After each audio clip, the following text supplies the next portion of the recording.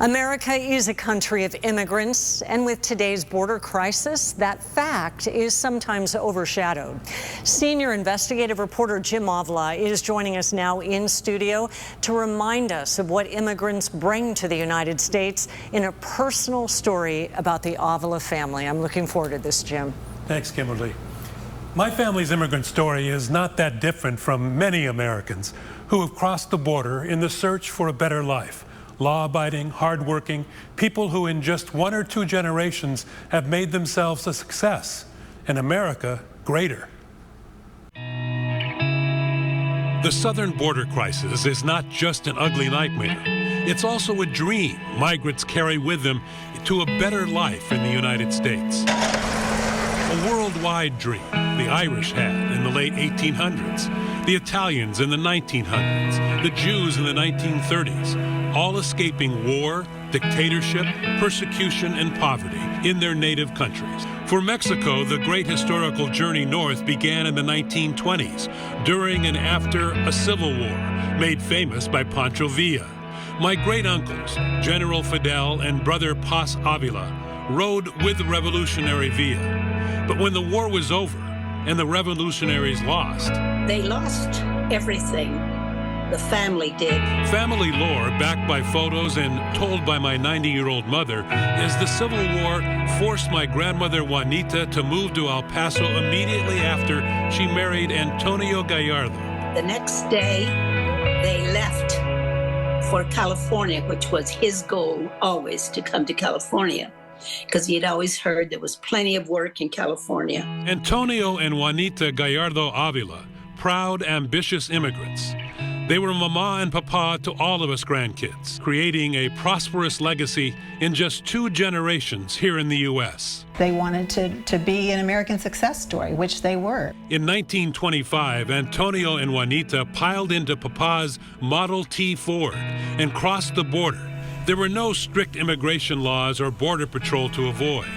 They just headed to California's Imperial Valley, applied for work permits and later green cards, and went to work in the fields, picking whatever was growing.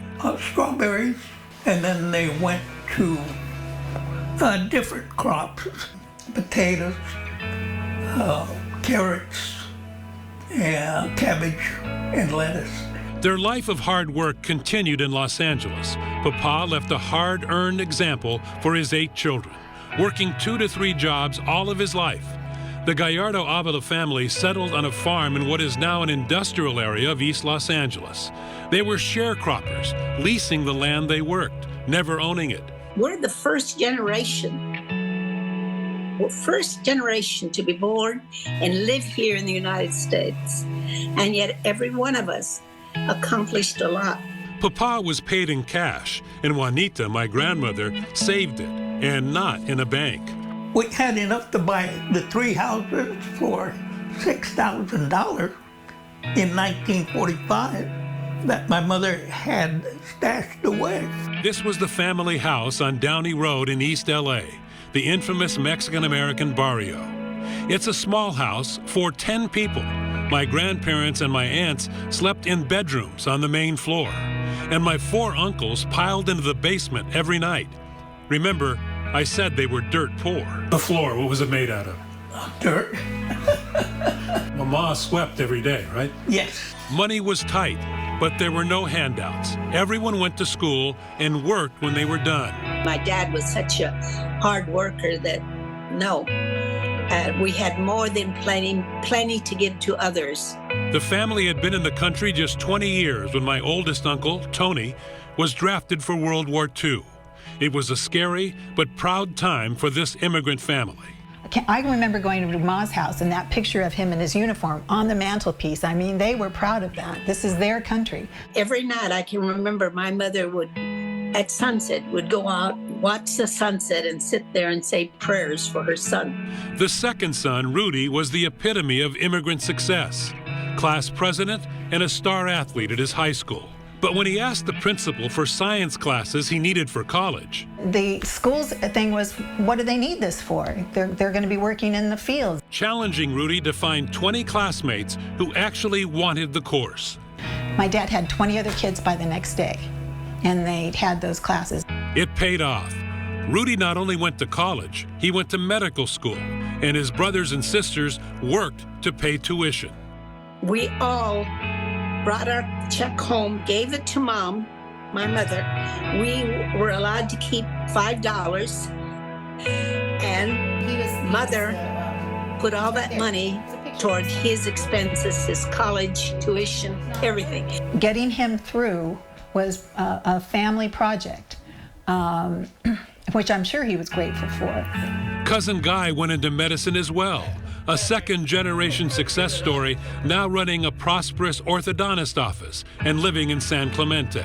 We need immigrants from all countries, and many of these people are so successful, and they're successful because they're willing to work. The Avila-Gallardo immigrant family, who came here with nothing, never took government money, never committed a crime, and they are not alone.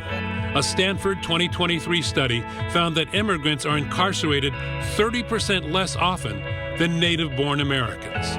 Hard-working new Americans whose stories are too often lost in the politics of the border. And that's why my parents came here, for a better life, and they got it. It's an immigrant story more typical than rare. Just recently, the Department of Labor reported that immigrants are largely responsible for the current economic recovery, filling the workforce and helping to keep inflation in check.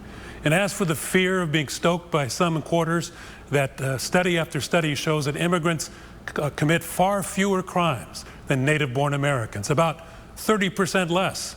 Just a couple of things to remember as we deal with today's border crisis. Kim? Jim, that's a beautiful story about your family, and it's one of work ethic and strong family values. And it's not unique, Kim. We know that immigrants have built this country. Oh, it was great. Thank you for sharing that.